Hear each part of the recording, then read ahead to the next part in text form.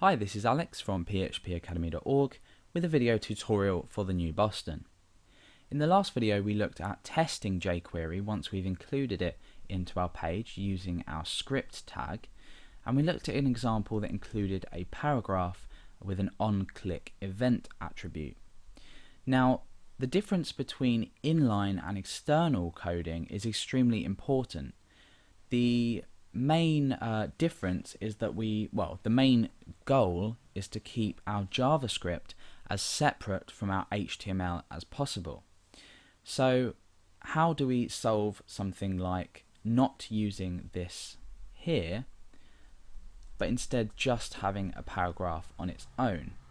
Now, the one thing to look for is, in the example that I used in the a few tutorials back, I included another JavaScript file into my page that allowed me to use this functionality. So the difference between inline and external is that we don't actually have any code inside of our tags, but we can still use the same functionality. So let's go ahead and create a new file. I'm going to leave this blank for now, but inside of our JS folder I'm going to call this hide.js. Now, inside of hide.js, I'm going to include some functionality, the same as we did in the last example, that actually allows us to hide this paragraph when we click on it, but we're not going to include any code on the paragraph.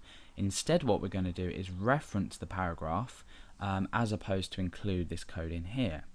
So the first thing we need to do is give an ID to this paragraph, and this will allow us to uniquely identify the paragraph. So I'm just going to call this paragraph.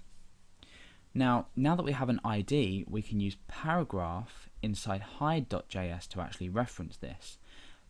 But beforehand, we need to actually include this hide.js file under here, which will allow us to use the functionality within it. So I'm going to say script type is equal to, and I'm just going to end that tag. The type is text/JavaScript, exactly the same, and the source is js/hide.js. So now we've included this hide.js file, we can start to write the code within it and check for when the user has actually clicked on this paragraph. So let's go ahead to hide.js. What we're going to do is we're going to use the same notation, so a $. Inside we're going to reference, remember before we used this to reference it, inside we're going to reference it with the hash, and that's paragraph. We're then going to say dot click, and in brackets, and then inside of here we need to create a function. Now don't worry too much if you are actually or you're unsure of the syntax or unsure of the method that I'm using. This is just an example to demonstrate the difference between inline and external code. So we're going to be looking at this click event handler a bit later on. So if you're unsure as of yet, then continue watching and you'll understand it a bit later on in the series. So inside of click we need to create a function, and we need to write our block out here, which we're just going to pull down.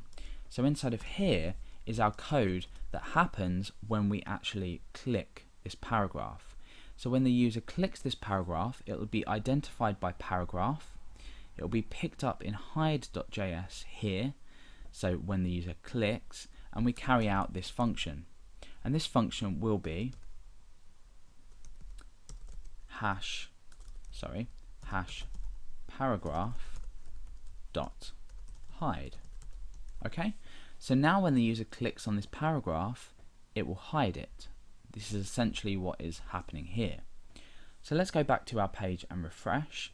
You'll see that we've got the paragraph here, however we don't have any inline JavaScript at all. We just use this hide.js to look for a click, and that hide.js file is included under here. So let's go ahead and click the paragraph and see what happens. Well, now the paragraph has been hidden, and we know it's been hidden because we included the same functionality in hide.js as we essentially or previously did inside the paragraph tag. So now you can see that using jQuery is extremely easy to stop inline writing of code and instead use an external file that checks for event handlers. Now, as I said, if you don't quite understand the code, that's not a problem. The main point of this tutorial was to demonstrate the difference between inline and external, and we've now actually eliminated the need for inline coding. So throughout the tutorial series, we're not going to be using inline coding. Everything's going to be done from external files, and the reason for this is that it's best practice to keep everything external and keep JavaScript away from HTML.